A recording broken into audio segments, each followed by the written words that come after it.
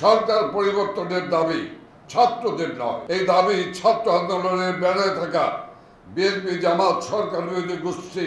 মূলত এই বিএনপি জামাত সরকার পদত্যাগের আন্দোলনের নামে দেশে হত্যা ও ধ্বংসযজ্ঞ চালাতে চায়, বাংলাদেশকে একটি গৃহযুদ্ধের দিকে ঠেলে দিতে চায়। আমরা দেখেছি শুরু থেকে এই ছাত্র আন্দোলনের একটি রাজনৈতিক ইন্ধন ছিল। একথা আমরা বারবার জাতিকে সতর্ক করেছি।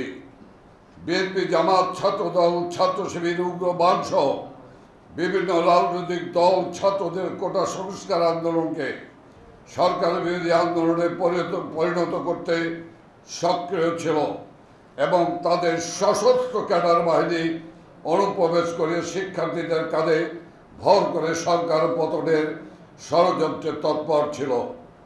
এ অবস্থায় আন্দোলনের নামে রাজধানী ঢাকায় পরিকল্পিতভাবে নৈরাজ্য সৃষ্টি করা হয়, সরকারি গুরুত্বপূর্ণ স্থাপনায় আগুন দেওয়া হয়, আইন শৃঙ্খলা বাহিনীর সদস্যদের হত্যা করা হয়, সারা দেশে পরিকল্পিতভাবে নজিরবিহীন হত্যা ও ধ্বংসযজ্ঞ চালানো হয়। এতে অনেক মানুষ প্রাণ হারিয়েছে। প্রতিটি হত্যাকাণ্ড অত্যন্ত বেদনাদায়ক ও মর্মান্তিক। এ সকল হত্যাকাণ্ড ও ধ্বংসযজ্ঞ সম্পন্ন হয়েছে যখন সর্বোচ্চ আদালতে বিষয়টি মীমাংসা হচ্ছে। আমরা দেখেছি ঢাকা শহরে লাশ ফেলে আন্দোলনকে বেগবান করার জন্য দেশের বিভিন্ন জায়গা থেকে বিএনপি জামাতের সশস্ত্র ক্যাডারদের ঢাকায় জড়ো করা হয়েছিল। এইসব অস্ত্রধারীদের ছবি ও পরিচয় বিভিন্ন গণমাধ্যমে প্রকাশিত হয়েছে। আইন শৃঙ্খলা বাহিনী ও বাংলাদেশ আওয়ামী লীগের নেতাকর্মীরা শত উস্কানির মুখেও সব সময় ধৈর্য সংযমের পরিচয় দিয়েছে। আমরা বারবার সংঘর্ষ এড়াতে চেয়েছি এবং সকল প্রকার রাজনৈতিক কর্মসূচি শান্তিপূর্ণভাবে পালন করেছি। এমনকি গত কয়েকদিনের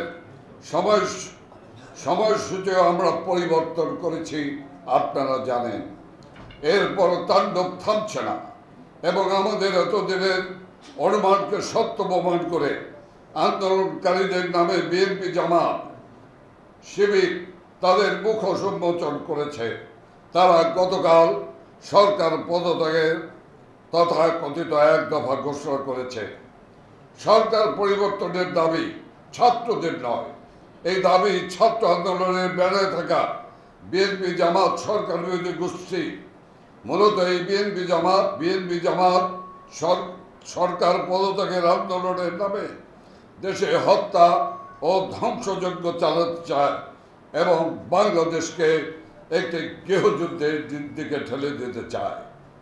আমরা বাংলাদেশ আওয়ামী লীগের পক্ষ থেকে দেশবাসীকে সঙ্গে নিয়ে বিএনপি জামাতের সন্ত্রাসী গোষ্ঠীকে মোকাবেলা করব। বাংলাদেশ আওয়ামী লীগের সকল নেতা কর্মী সহ দেশপ্রেমিক ছাত্র জনতাকে আহ্বান জানাবো, এখন আর ঘরে বসে থাকার সময় নেই।